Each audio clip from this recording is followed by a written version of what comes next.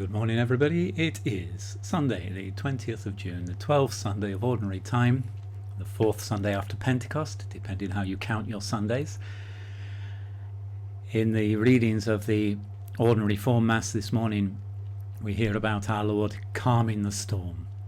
And we perhaps feel at times that we live in stormy waters. And I'm sure many people feel that at the moment.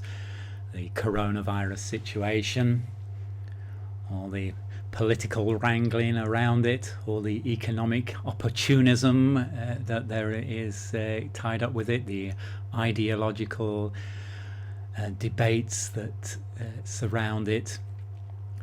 Similarly, with the global warming issues of ecological sustainability, we see the same politics and opportunism and these divisions and arguments.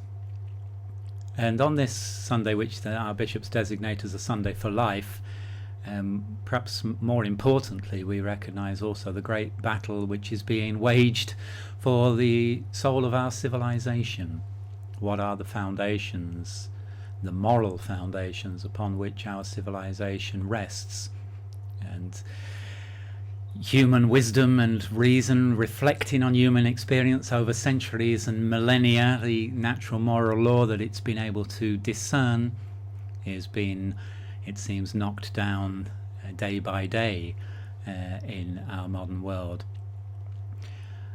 We need to be involved in these storms and this tumultuous human history. We need to be engaged in these issues. I think particularly the issues around pro-life and the issue of the defense of the true, pure, loving vision of human sexuality.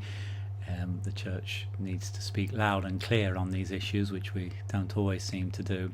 Not always easy to do, of course. It's so easy to be misrepresented on these questions, but we certainly all need to be at least engaged spiritually in these battles and praying hard. But we can do practical things as well. Let's not let our MPs think that nobody cares about these issues anymore. It doesn't matter if your letter doesn't persuade an MP. It just reminds them that there are many people that don't agree with the way much legislation is going. At the moment, the bishops are keen to flag up to us the push is on again in Parliament to legalise assisted suicide, and to enable people, when they feel their life is no longer worth living, to be helped to kill themselves. And of course that will inevitably mean that people will be pressured, family, doctors, nurses will be pressured to help someone kill themselves as well. These issues are very current, and we need to be aware of that and to be resisting that.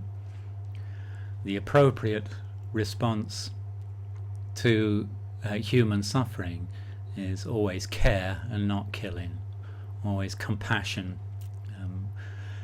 Yes, it's true that we put down animals who are suffering. The quality of an animal's life, the dignity of an animal life, is determined by it being able to exercise its natural physical faculties.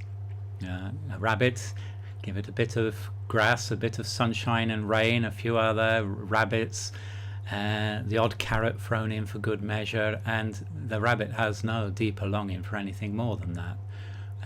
When the rabbit becomes ill and its life is unsustainably burdensome, then we would put the rabbit down.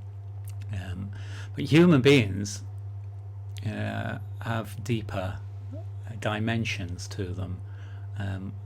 Yes, we share life with the animal kingdom, but life for the human being makes love possible. And for the human being, it's love which gives life meaning and purpose.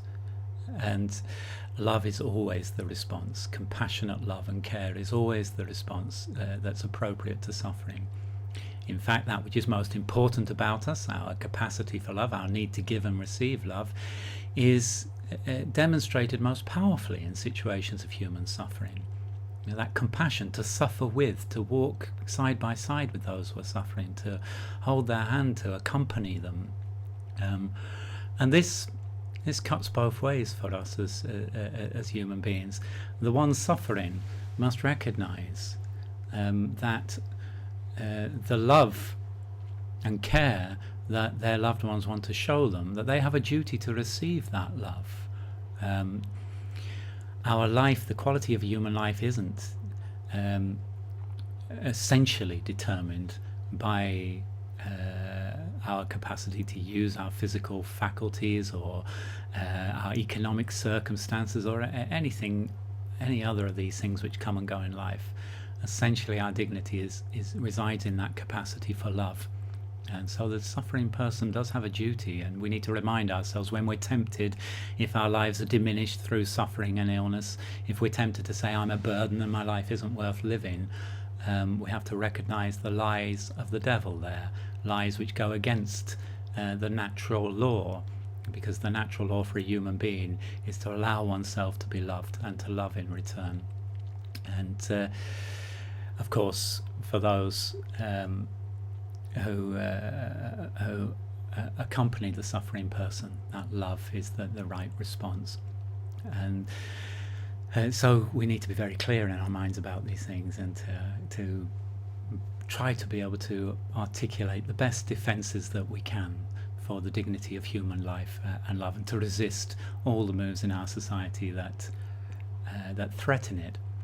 It does seem at times we become downhearted and despondent. We think we are losing ground in so many respects in the modern world. The church is being pushed to the margins. The acceptance of the natural moral law is no longer universal, and quite the contrary in many circles. And we could just think, well, we just give up and retreat to our own little, behind our own four walls. But no, we have to continue to proclaim the truth as best we can, and not to be overcome as the apostles were in the boat, and the temptation that they had might also be true of us.